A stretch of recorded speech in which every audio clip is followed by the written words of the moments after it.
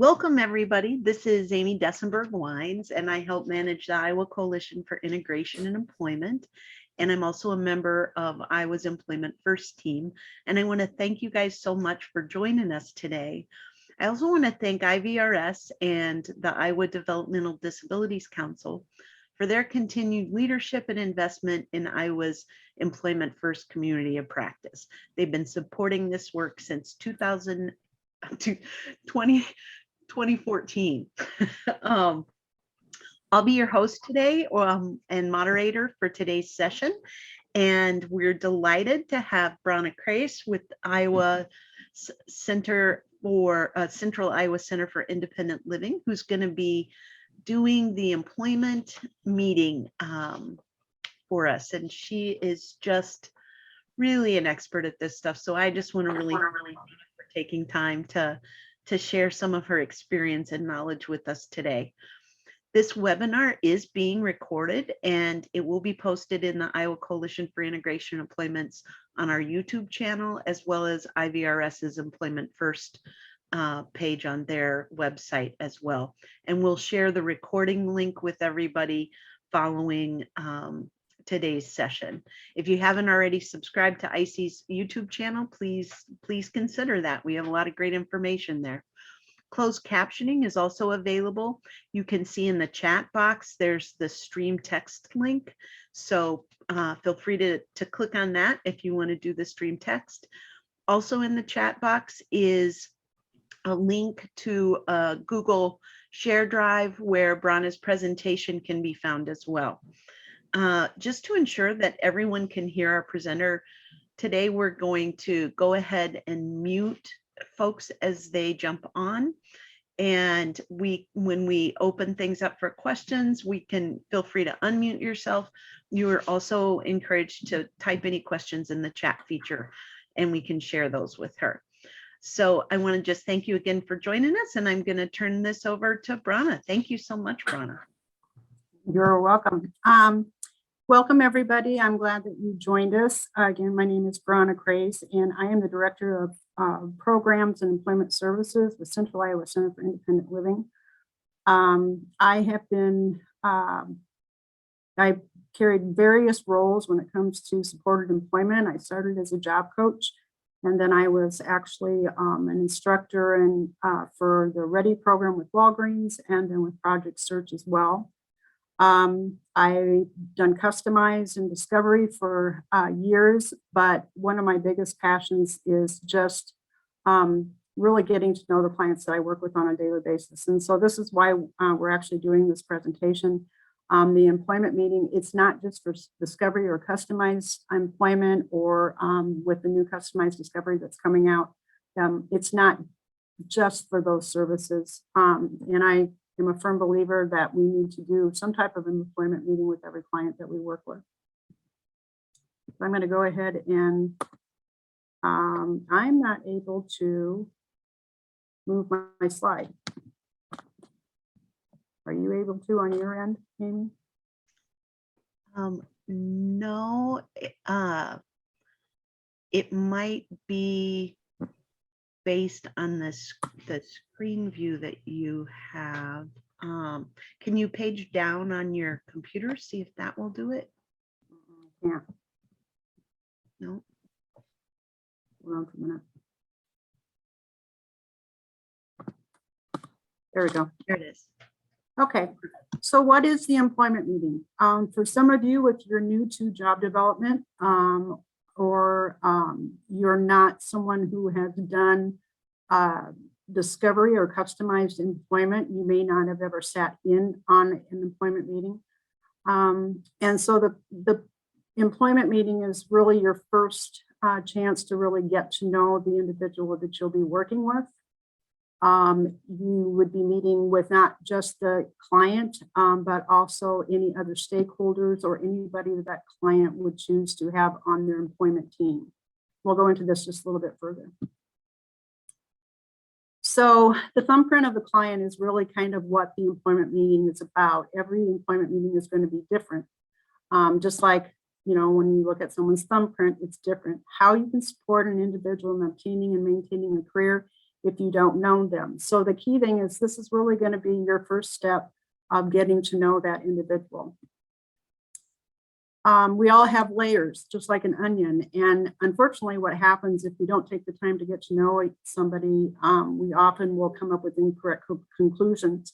And we can't really assist them in providing correct solutions if we don't know that individual.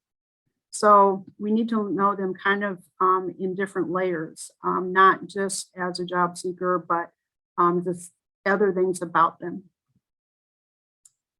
When you take the time to learn about everyone you work with, the chances are that they're going to experience longevity in employment. One of the things that I have found through the years is when we don't take the time to learn about clients, what happens is the jobs that we end up getting them end up not being a good fit, whether it's not a good fit for the client or the client's not a good fit for the business. And then the individual leaves or quits or gets fired, and then they roll back into job development. And oftentimes, depending on what the policy is for the agency that you work for, if they end up quitting a job, then they have to go back on a wait list. So one of the things that can help with longevity to employment is an employment meeting, because it allows you to find out additional information that you're not going to find out if you're merely meeting with the client, doing a resume, doing interview skills, those type of things. You're not going to find out a lot of crucial information that really is going to help set the individual up for success. The other thing is it allows you to help set up the client to find a career rather than just finding them a job. And, we've all had jobs that we didn't like. None of us were working the first jobs that we ever started with. But if somebody has a passion or something that they're really interested in and they want to start a career, the employment meeting will help you start that process, so that you're not just going to, I don't know how many people really want to stack groceries at a Hy-Vee or at a grocery store for the next 30 years of their life, or they want to only be a lobby attendant at a McDonald's. It's a good entry level position, but is that the only thing that they would want to do at McDonald's? So that kind of allows you to find out some of this additional information. So let's look at comparison wise when we talk about jobs and careers. The basic comparison is when you get a job, it's a task or it's a piece of work that is completed in exchange for pay. But with a career, it's really an occupation that a person may have for a lifetime, or at least a starting point of maybe where they want to have their career go. The main driver for a job is money, where the main driver for a career is the interest and passion and a sense of fulfillment. The individuals we work with, they have the same desires as the rest of us. Yes, we all like to make money. But they also want a job that they enjoy going to every day. And if it's a job that they really don't have interest in, again, you're not going to have that longevity. The focus with a job is earning money for bare necessities. But with a career, it's building experiences and long-term relationships and financial stability.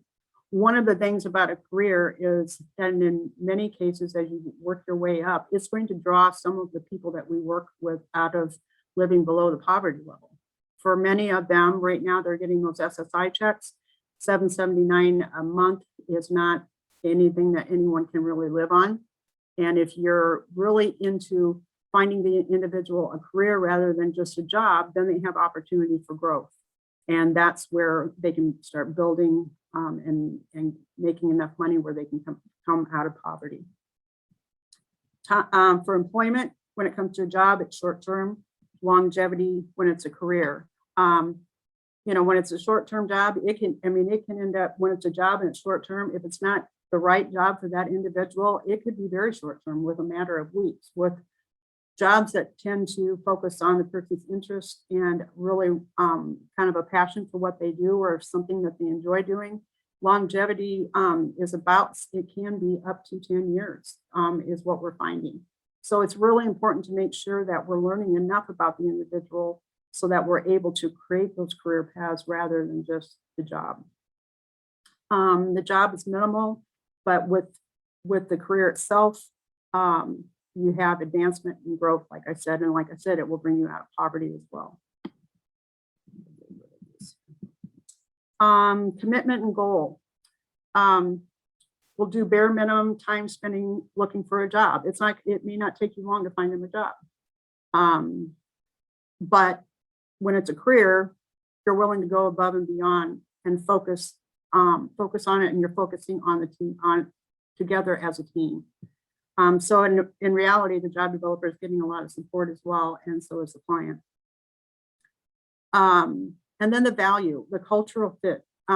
That's a huge piece of this, because when we look at cultural fits for our job seekers, we want to make sure that they're going into a place of business where, and getting a job where they are going to be a part of that business, and they're not going to be looked at as the person with the disability. And so not only does it align with maybe their career growth or their career path, but also aligns with, is when we look at inclusion and in those type of things, is that person going to be included in every way possible in that building or in that business? And so it's a key piece of that. So those are the major differences between the two. So for the job seeker, when we talk about stakeholders in employment meetings, you have a job seeker. They are the ones that are going to, let me step back for a second. So when you're doing an employment meeting, you have the job seeker, you have the job developer, you have the funders. You may have a parent or guardian or their advocates, but then the job seeker can choose anybody that they want on their team. Anyone that knows them or can tell us more about them. It could be a teacher, it could be a neighbor, it could be a respite provider, anybody that really has been around that individual in different areas of their life. So you want to have a team, all right? For the job seeker, they get to lead the meeting with the support of the employment professional. So they're the ones that get to decide yes or no to what's being said if they agree to it. And this also gives them a chance to advocate for themselves. A lot of times, individuals we work with, they're hesitant about advocating for themselves, especially if a parent guardian is around. And so because you're there to support them, this gives them an opportunity maybe for the first time to speak up. The employment professional, we help facilitate that meeting. We keep a meeting in a positive tone. Keep in mind that not everybody's going to think the same way. And so it needs to be focused on what the job seeker wants and not what others may want for them. So a lot of times mom and dad say, well, I can see my son doing this or my daughter doing that. And the reality is that that individual has no desire to do that. But it might be that they have mom and dad or a guardian has said, well, I've seen this place and they hire people with disabilities. Well, that's nice, but if it's not something the individual wants to do, then again, you're not going to have longevity employment. Then the other people are the case manager, VR counselors, SCL staff, respite providers. It can be teachers if they're in transition age and they're going into, you're going to be doing, you've done discovery with them. It can be, anybody that they want part of that team. And then they contribute information as it pertains to employment. It might be the funding, and then they also help with goal development as well. The parents and guardian, they provide as much information that pertains to employment as well. They provide information about the job seeker and accepts the job seeker's view. So the job seeker, the mom and dad may say he doesn't necessarily do well on following verbal instructions. Well, if the individual doesn't agree with that, then that's not something that we're going to include in the meeting. It has to be how the job seeker feels about themselves. And the reason why that's so important is because a lot of times we find that job seekers really don't have they may not have a lot of positive things to say about themselves. I had an individual that actually told me he was not a good worker because that's what he had been told and what he had been told to believe. So it's important that the parents understand that the job seeker has to agree. The parent also can express concerns as they would apply to employment, but they have to remain positive through the process. And then the other investors, these are people that work directly, like I said, or observe the job seeker. They share experiences with the group. They remain focused, is positive, and they share additional information as it pertains to employment. So it could be that they've seen them volunteer somewhere, or they helped them do something in their home or something like that. So this next slide is what will you take away from the employment meeting?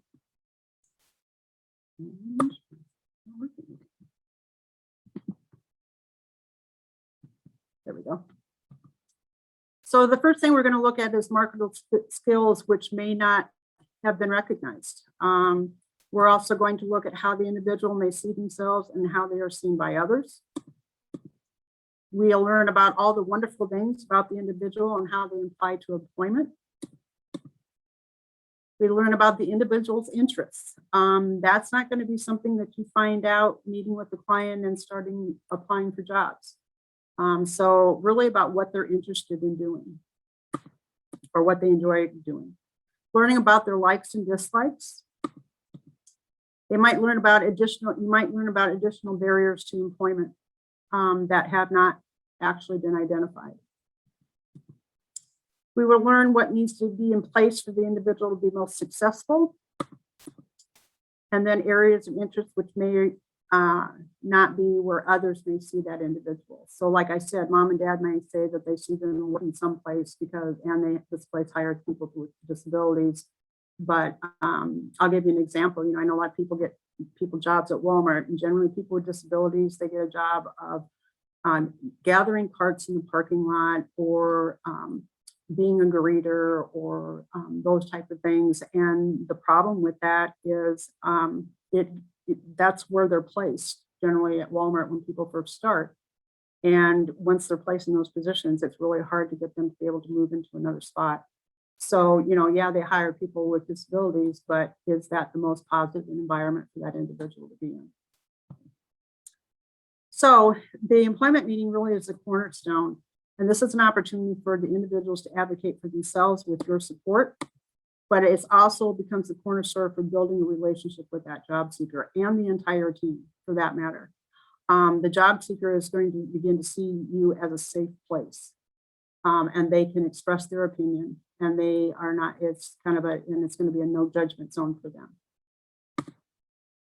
So there's different categories when we do this. So I'll give you a visual. When I do these employment meetings, I have great big huge tablet, a tablet that you would use for a presentation or whatever. And it's like the giant Post-it notes. And I literally put these giant Post-it notes up on the wall when I do them. And there's different categories that I write on the top of each one. The first one is task to marketable skills. Then we have positive attributes, interests, non-negotiables. And I will say the one thing about non-negotiables is they're negotiable. So we'll talk about that a little bit more. And then additional information. And some of you may have done employment meetings, and then the last category would be like your three vocational themes. But this is in any employment meeting. This is a chance for additional information as well. For tasks to skills, it's a combination of general abilities, knowledge, talents, and expertise a person possesses to perform a daily or typical task or job. They're common skills, and they're not necessary. They are used to accomplish a common task or a job. They're distinguished from more occupational specific skills and competencies, and they're required to do a unique and specific job. Task skills can be acquired and improved through learning and through practice. And every employee is supposed to develop his or her skills that are required by doing assigned duties and jobs. So so when we talk about tasks to skills, these are some examples that I'll give you. So say that the person follows a daily routine at home, okay? If you transfer that into a skill, that's time management. That's something an employer looks for, is time management skills. Say the individual unloads the dishwasher. That goes into categorized sorting and organizational skills. cleans a restroom, attention to detail. If you want your restroom clean, it has to be, thoroughly clean. So attention to detail is a huge piece of that. Feeds the dog, demonstrates responsibilities. So it's taking those daily tasks that they might do every day at home, make their bed or whatever, and how can you transfer that into a marketable skill? So a lot of times, when we have these employment meetings, people will say, well, they don't really have any skills. Well, yeah, they do, because all of these are marketable skills. They just have to be thought of. How do we translate that into a marketable skill for an employer?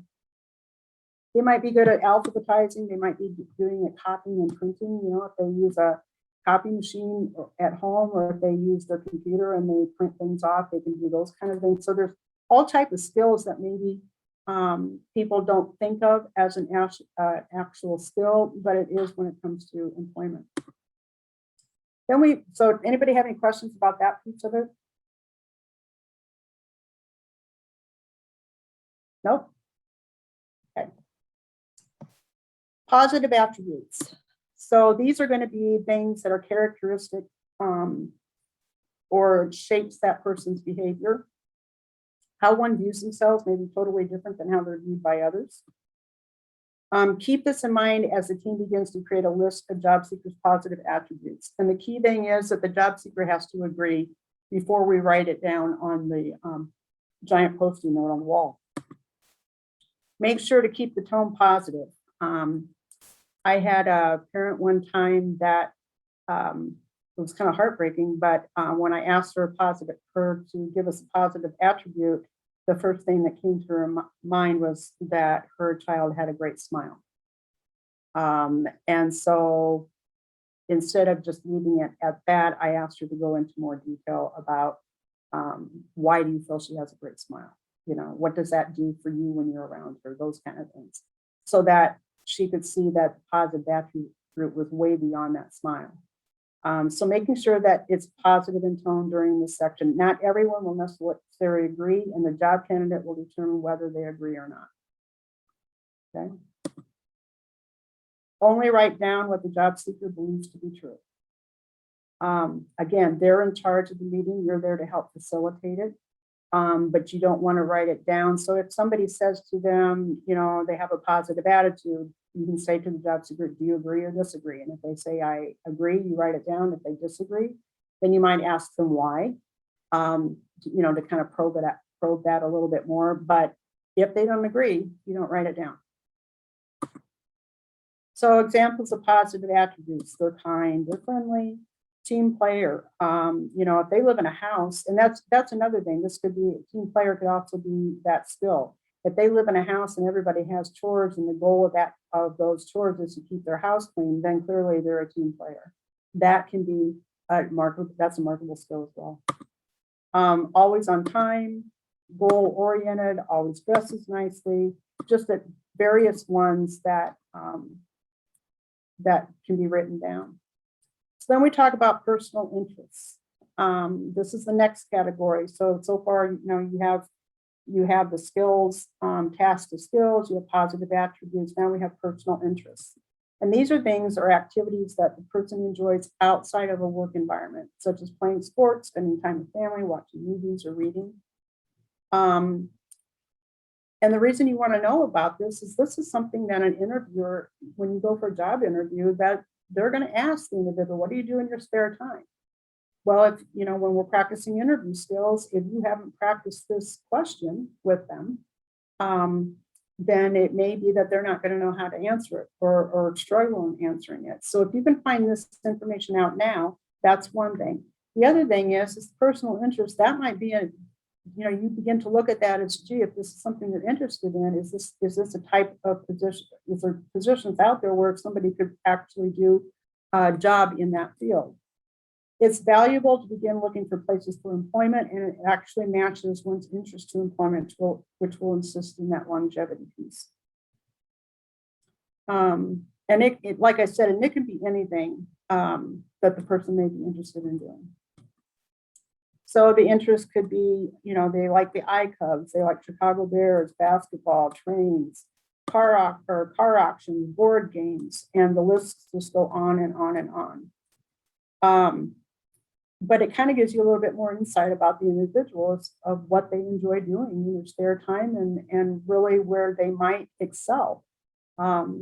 Especially when it comes to, even cooking. If this is something the person really enjoys doing, that might be an area that they excel in. So there's all types of different ones, as you can see. Okay. Any questions so far? I hope I'm not going too fast through this. We do have a question, Brana. Yeah. Do you happen to have a resource that has a list of skill names for different employment tasks? I probably do. I'm going to have to look through my file, but I imagine I do. And I'm glad you asked that question, because a lot of people kind of struggle doing that sometimes. But if you really think about the task at hand, what is it you're actually doing? Is it the actual task of emptying the dishwasher, or are you actually taking things out and having to separate them into categories? Really kind of looking at the task and seeing how it's done and what it takes to be able to complete that task. So for example, if you're somebody who cooks, okay, and they follow a recipe, okay, how is that a marketable task? Well, they can read verbal instruction, or they can follow verbal or written instruction.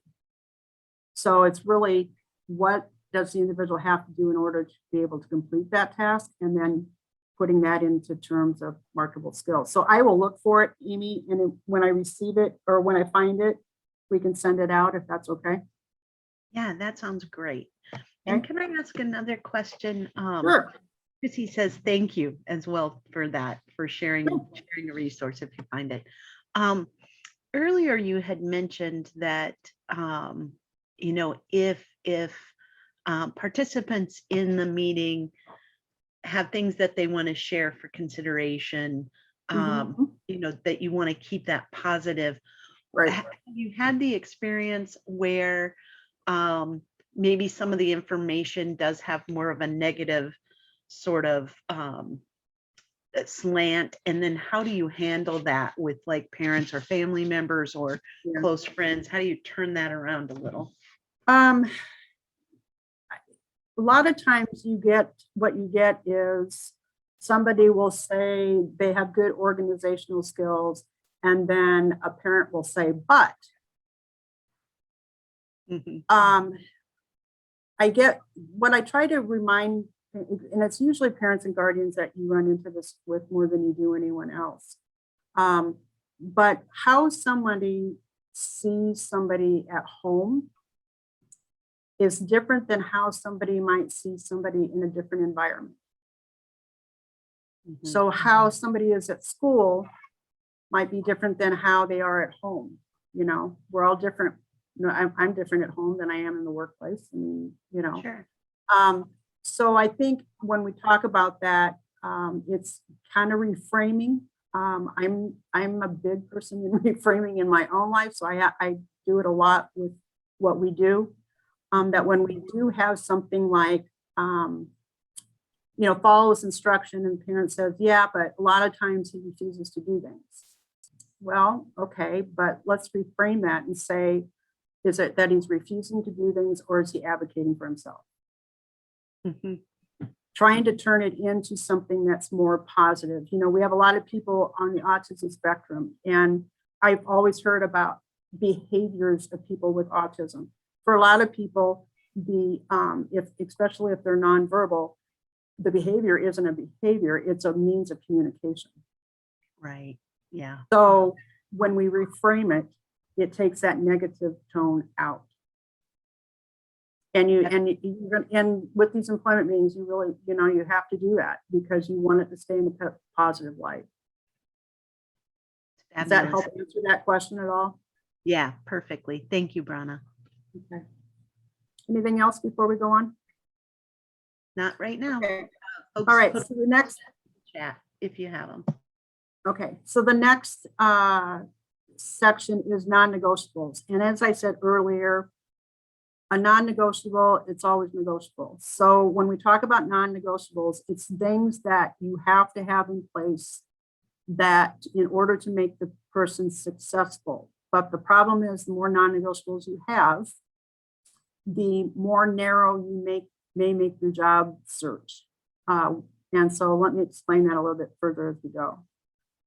So like I said, non-negotiables are the things that you need in place in order to set an individual up for success. So a lot of times when we see people coming in and out of job development, it's because we haven't found or taken the time to find out what needs to be in place for that person to be successful. They're always negotiable, and the more non-negotiables one has, the narrower your opportunities may become. So keeping that in mind, and like I said, we'll go into that a little bit further. And the other question is, if we talk about non-negotiable, it has to be a true need versus what somebody wants. And that's a big difference. You know, need versus want, that's not an easy thing for any of us to learn. But even when it comes to employment, it has to be a true need for that individual to be successful. So what do I mean by non-negotiables? What time of day does the client is the client at their best? You know, I've had clients that are at their best at night. So do we need to be thinking about evening employment rather than daytime employment? I've had people that are morning people, and by 4 o'clock they're done. And, you know, does that need to be the time of day that we're looking for jobs? How many hours a day does this individual want to work? These are questions that, you know, we ask during regular job development and as we're doing intakes and those kind of things. But how many hours per day? Because the individual really may not have any idea of how many hours a regular job is. If they've only worked part-time, or they've never worked before, or they've never really had success in employment. So how many hours per day? How many days per week? You know, do some people need to work like every other day so that they can have that rest day in between? Is that going to make them be more successful so they're more productive at work, and maybe things move a little bit more easily at home? Evening, weekends, and holidays. If you're looking for jobs for individuals, a lot of entry-level positions and a lot of places of employment require evenings, weekends, and holidays. And so are you available on those days? And if you're not, what's the reason behind that? Is it I just don't want to work on that day? Or is it I don't have, you know, there's no way for me to get to work on that, or in the evenings or on a weekend, or holidays, we always travel, we're always out of town, that type of thing. I always tell people, you know, some people, like I've had people wanting to get jobs in hospitals, and I remind them, you know, they're open 365 days a year, 7 days a week, 24 hours a day, they don't shut down. And it may not be that you work every holiday or every weekend, but would you be willing to rotate weekends or rotate holidays? Climate controlled. Are they, you know, condition wise, is it heat and cold? Are they sensitive to that? Can they not work in the heat? Can they not work in the cold? And even you need to think about, even when you're thinking about the jobs themselves, you know, at Hy-Vee, if they work in the dish room, is it going to be too hot in that dish room for that person to work? Yeah, they can probably do the job, but the condition itself, the climate condition. Or if they're working in another area in Hy-Vee, going in and out of the coolers, is it going to be too much for them to be able to go in and out of? I had a client that could not go into a cooler and spend a very long time in there because their hands would turn white due to a medical issue. So making sure that you're identifying those things. Do they do better in a smaller or large environment? The larger environment, the more distractions. Smaller environment, it's going, you know, they're going to have, it's going to be more controlled. So do they do better in a large or small environment? Loud or quiet? Some people are very sensitive to noise. I had a client that used to, children crying was something that just distracted him and he could not focus. And so if he heard a child cry where he was working, we had a place where he could go and have quiet time while he, you know, to get away from the child, or he could use headphones. So, you know, is that something that we need to be looking at? What type of task? Is it something that's going to be repetitive, or is it somebody that needs variety? Or is it, like putting things together, or is somebody that has a weight limit of how much they're able to lift because of a disability?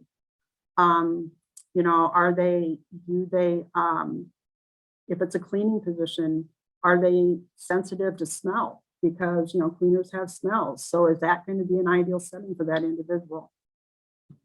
And what about the pace of the work? Fast-paced, slow-paced environment? It's going to depend on the person. Some people don't do well in a fast-paced environment, and some people don't do well when it's slow. They just need to keep, like a steady work pace. So, needing to keep that in mind as well when you start looking for jobs. Strong and constant natural supports. When you get into places like Walmarts and Targets and Hy-Vees and really retail settings or big box stores in general, you're going to have a constant flow of changes of staff.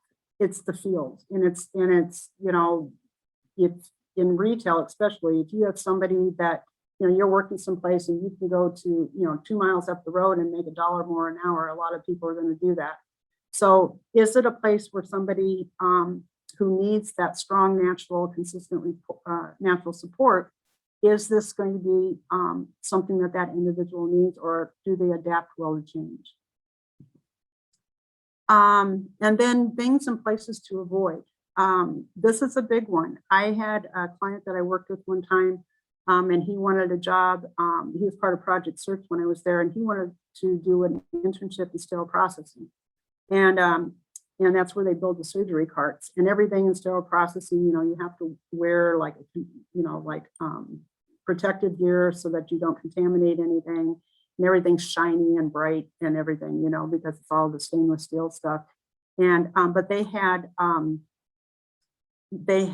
fluorescent lighting in the room where you're building the carts, and the fluorescent lighting would shine off the metals and the stainless steel items, and the fluorescent lighting was too much for him.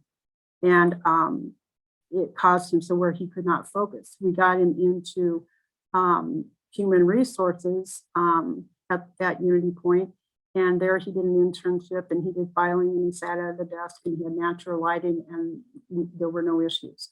So even that, piece of it where it was that fluorescent lighting, can somebody work in that type of setting? Is that something that's going to bother him? If it's somebody who gets migraines, I get migraine headaches.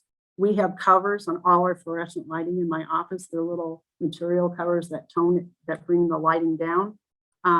But if we didn't, I would have to wear special glasses in order to be able to work because of my migraines.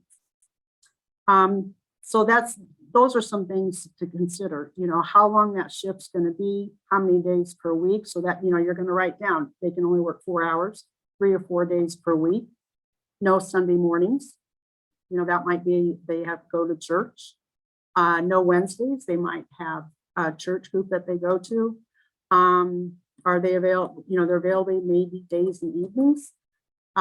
It might have to be on a bus route. What if they don't have transportation, and that the only means of transportation is going to be the bus? So it needs to be on a bus route.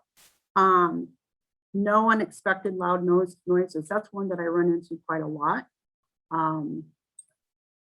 And I don't know if it's just because of the reflux that it causes, or what, but that's one of the ones that I do hear a lot when we're doing these meetings. Climate controlled, like I said, I had the one client, so that would be something to consider. Variety, if it's somebody who wants that variety of tasks. So these would be the things that maybe you find out that they don't want to work in a fast food restaurant. They need a consistent supervisor. Space to retreat to, like I gave that example earlier. It may be that they need a quiet place to kind of regroup if they're losing focus or they're getting upset, so that there isn't an issue. Is that something that you need to make sure you can put in place with the employer?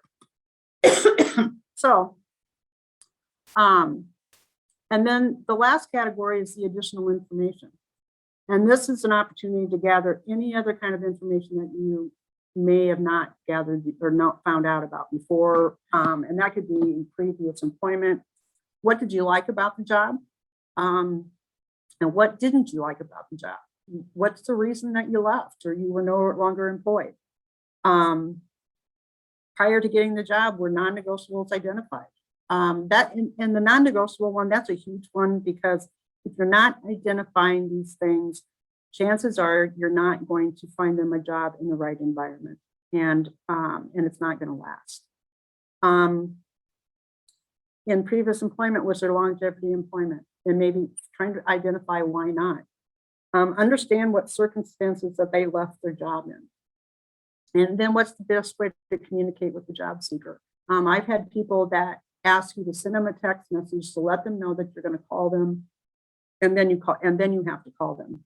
And then the learning style, that's huge. If you find a job for somebody and they are, here they're given a verbal instruction and that's all they're given, and they're not shown how to do something, then are they going to be successful? As a job coach, it's not their job to teach the job. It's to make sure that it's being done, that they're following it and doing it correctly for the employer and meeting the expectation for the employer as well.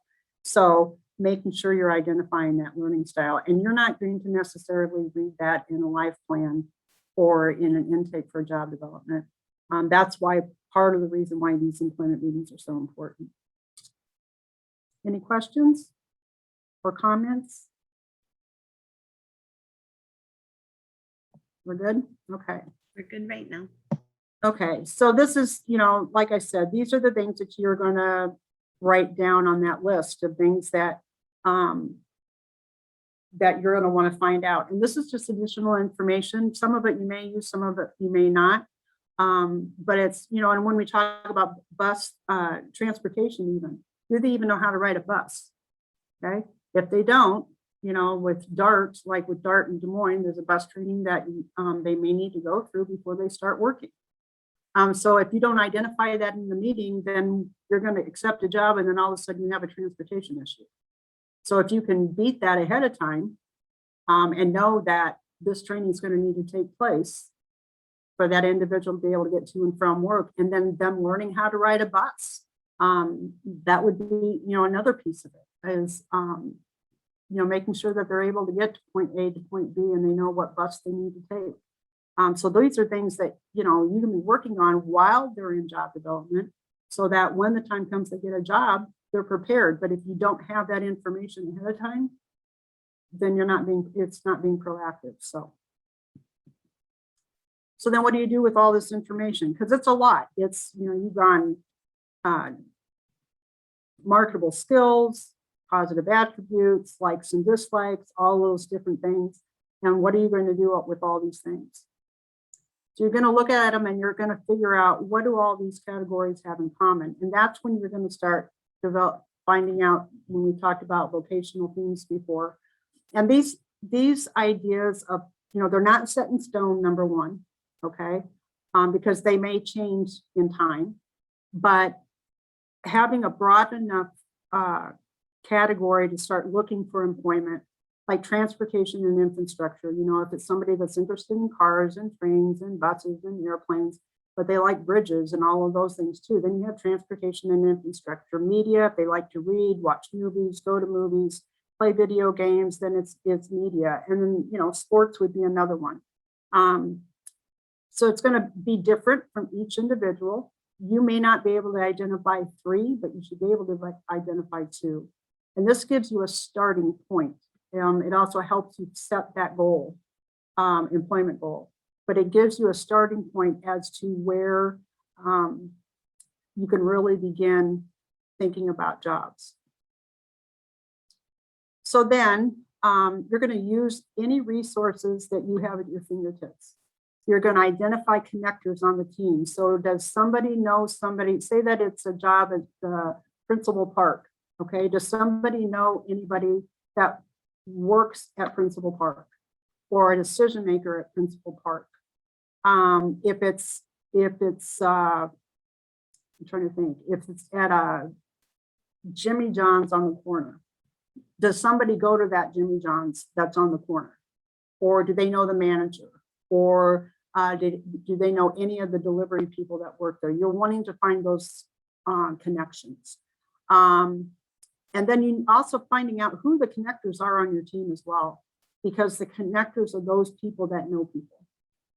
And the more of a warm contact you can get with the business, the easier it's going to be for you to develop that relationship with them and help get your job seeker a job.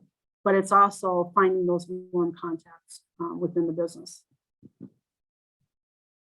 So for instance, when we talked about transportation and infrastructure, you can look at DART, Des Moines Public Schools, they have a transportation department, the DOT, a bike shop, the airport, an auto glass store, apprenticeships in construction for infrastructure and that type of thing. The city of Des Moines, Saylorville Marina, it's boats, but it's transportation. So you're going to look at all these different areas.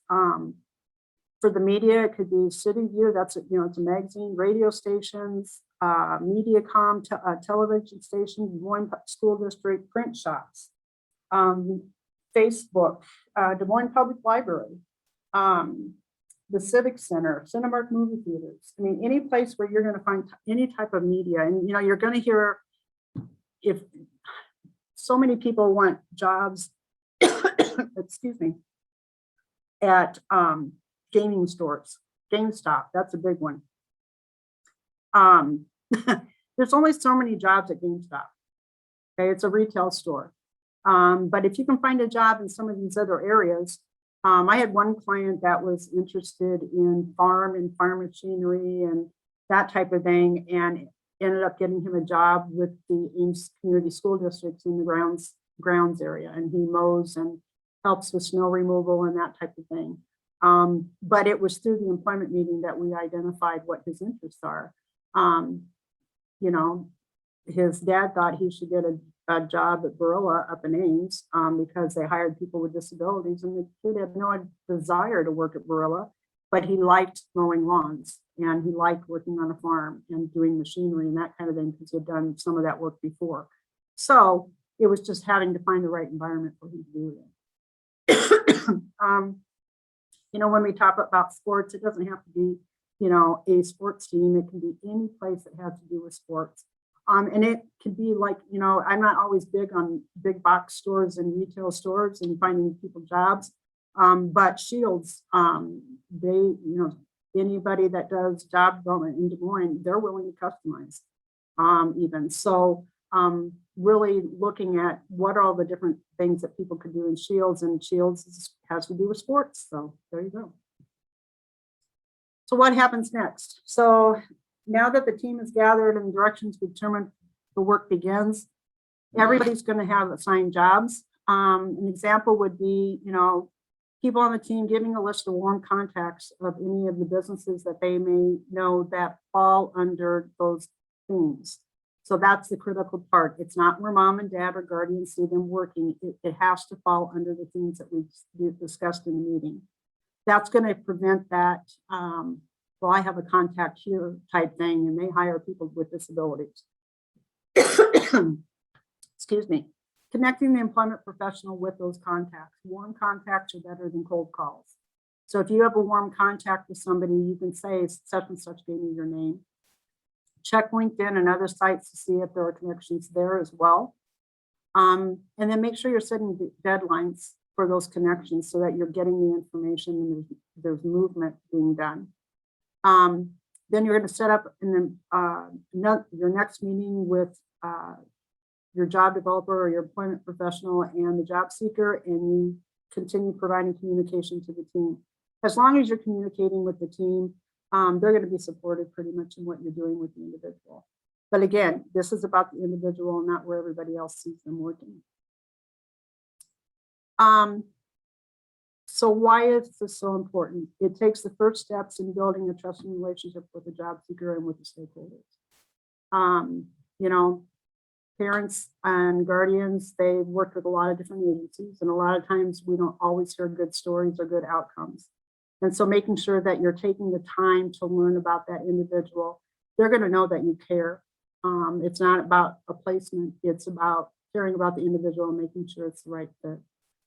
It provides a small roadmap as to which direction you're going to proceed with the job development process. An opportunity to learn more about that individual, and what you can't necessarily read in a file or a life plan or an intake packet. It also tells us what not to do. And that's a critical piece. Where not to look for a job, how not to communicate with the individual that you're providing services to. The things that we need to know in showing that we're respecting that individual's right. And the other piece of this also, it also shows us, it provides the individual an opportunity, maybe for the first time, to start making choices for themselves in this meeting. They decide whether or not they agree. And so if they don't agree, it gives them an opportunity to make that choice. And it's and the other thing is it has to be a no judgment zone. And so making sure that people understand that. I had a parent when we talked one time about how many hours a week do you want, or how many hours a day do you think you can work? And mom and dad automatically stood up and said, well, they shouldn't work any more than like a couple hours a day because they've never worked before. And my response was, well, they've been in school for the past 13 years. And so they've been working a 7-hour day, they just haven't been paid for it. So at this point, yeah, they have been working. I had a parent that said the similar thing. Their individual had been part of the Ready program, and it had worked at Walgreens every day for 6 hours a day, and they didn't think they should work more than 2 hours a day because they'd never had a real job. Well, they were in the Ready program and demonstrated that they are fully capable of working a 6-hour day. They didn't think about that as work, they thought about it as a training program. So making sure that you're able to point those things out. It supports the individual's best interest as it pertains to employment success. It helps identify additional barriers. It helps us focus on the positives, and it allows the message of what does the job seeker want to be the focus instead of what other people see them doing. The job seeker needs to be able to have a say in what they're doing. And a lot of times when we don't take that time, they're going to end up in jobs that they really don't want to be in, but they're going to take it because mom and dad think they should. So, or somebody thinks they should. So this presents an opportunity, like I said, for the first time to the job seeker to maybe advocate for themselves and make those choices. So when doing job development, you have the two clients. We have the business. We spend time meeting with the business and learning as much as we can as we develop a trusting relationship. Myself, I will meet with the business 3 or 4 times before I even start talking about jobs, because I just want to learn about the business and the different jobs that are there and the tasks and the skills that it takes for those jobs and what the requirements are for those entry-level positions. But then we also have the client. How much time do we spend really learning about our client? When I'm learning about a business, like I said, I'm going to meet with them, several times before I even start talking about employment. Where with the client, how much time do we really spend with that client learning about them? We do it maybe during an intake. You may not even do the intake. You may have somebody else in your agency that does the intakes. Reading a life plan, okay, it's a written document, so you can't get every detail in there. Or when you're filling out applications with the individual, or maybe practicing interview skills or that, but are you really learning about the client? And so this is what one of the main things too I want you to take. It's if we don't support our clients by learning as much as we can about them first, before we really start looking for jobs, then the other side of that is, are we really supporting the business to bring them the best applicants? I'm not going to bring an applicant to a business that I know is not going to be a good fit. And the reason I won't is because I've spent a lot of time developing my relationship with that business. I've spent time developing my relationship with the client, and I'm going to support each of them equally. So making sure that I'm learning about as much about the client as I am about the business, it works well if you do it that way. If you don't take that time, clients are going to roll back into job development. Agency's reputation is going to be at stake for putting people in the wrong positions, and your business relationships are going to suffer. So in my opinion, this is something that employment meeting isn't necessarily something that maybe funding will pay for, but if it takes a half hour or 45 minutes for you to do the employment meeting, it is well worth it because the outcomes are going to be greater. And the reputation for your agency and with your businesses are going to be better too. So this is my contact information. Please feel free to reach out to me at any point or time with any questions, or if you have a client that you're working with and you just want to talk things through. Sometimes it's nice to get somebody else that can kind of look outside the box or outside of the picture a little bit more, or give you ideas of maybe things that you can be doing. But like I said, these employment meetings, regardless of what type of job development you're doing with this individual or what that job development service that you're providing, you have to get to know your client. And if you don't, your numbers and success is going to suffer. And that is all I have for you. Questions?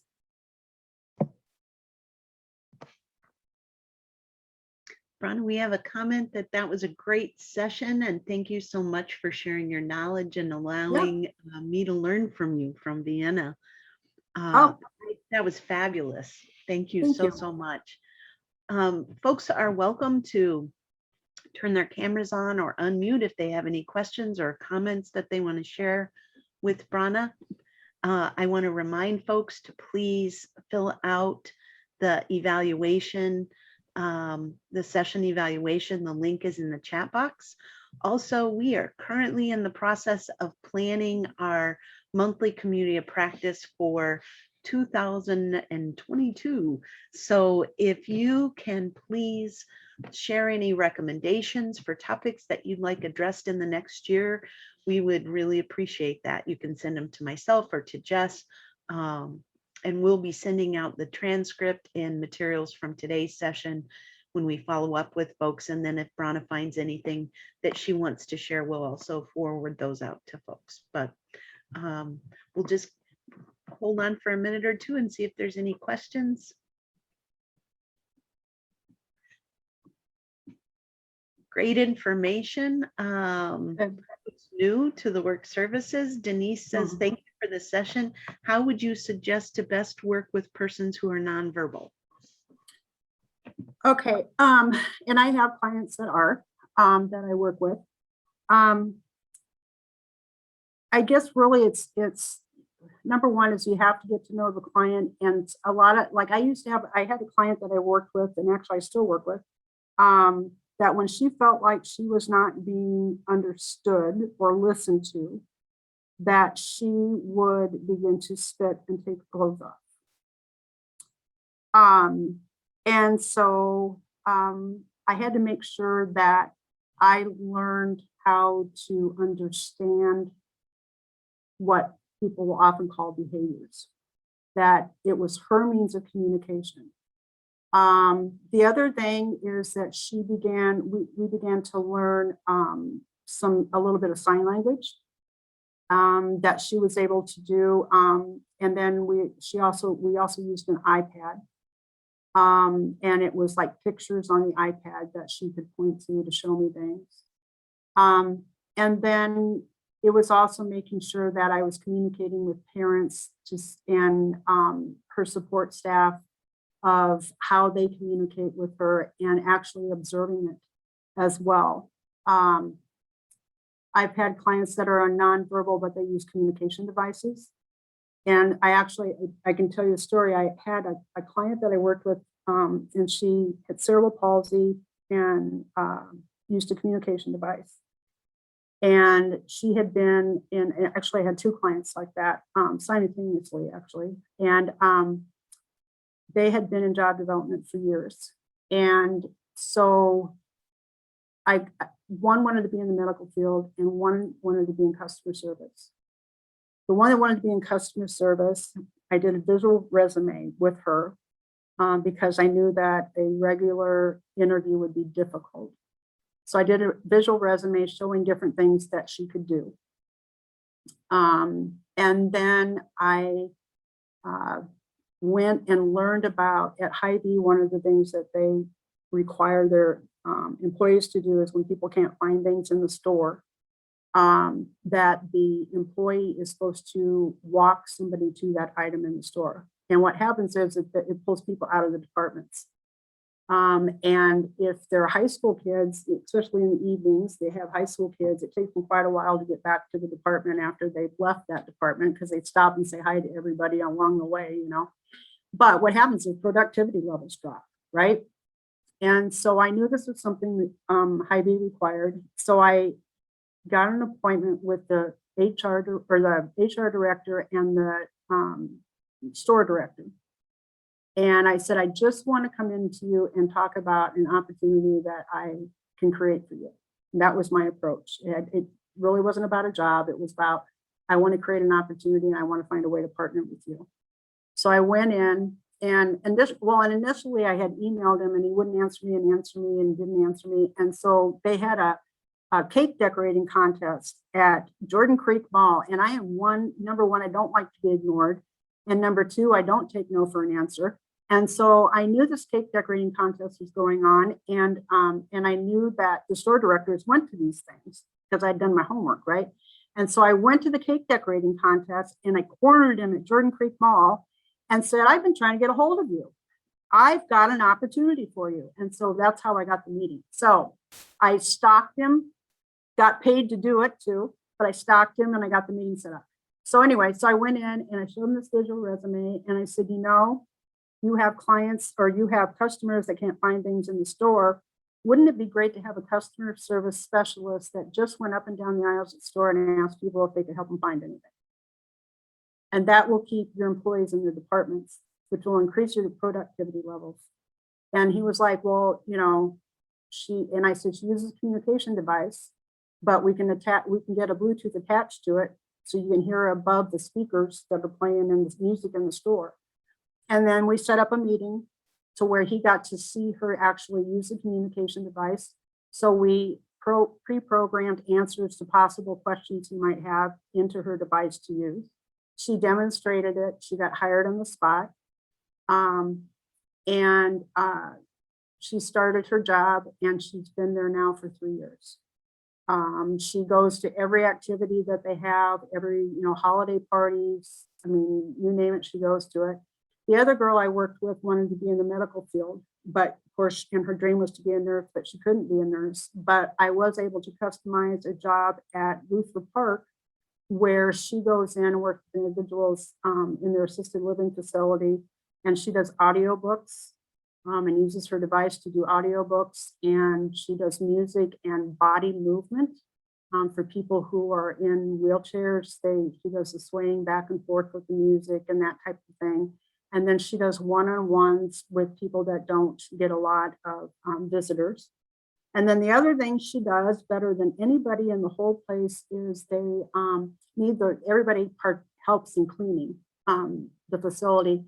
And she's really good at cleaning the railings, because she puts the dust rag in her left hand and drives her chair with her right hand and flies down the hallway cleaning the railings, and can get it done faster than anybody else. So when it comes to the nonverbal thing, there's a lot of jobs out there for people who are nonverbal. You have to think outside the box, but it's also finding out what their interests are, because that in itself is going to make a difference. And if it's something that they're interested in, like wanting to be in the medical field and making a difference in people's lives, like this young girl did, she's been there now 2 years, and they give her more hours, and it was the first person, nonverbal person they had worked with a communication device, and everybody there absolutely loves her. So it can be done. You just have to think far enough outside the box. And visual resumes are huge. That's the other piece of it. And if it's somebody that isn't going to interview well, ask if they can do a work readiness assessment. Can be done where they can come in and actually do the job. That way they can see whether or not it really is going to be a good fit or not. I just did one the other day and it proved not to be a good fit. And that was why we did the assessment, because I questioned whether or not it would be. And I'm glad we did it. But because otherwise they would have hired him and we would have found out it wasn't going to be a good fit. So that would be another option, is getting people's foot in the doors, doing it that way, going in the back way.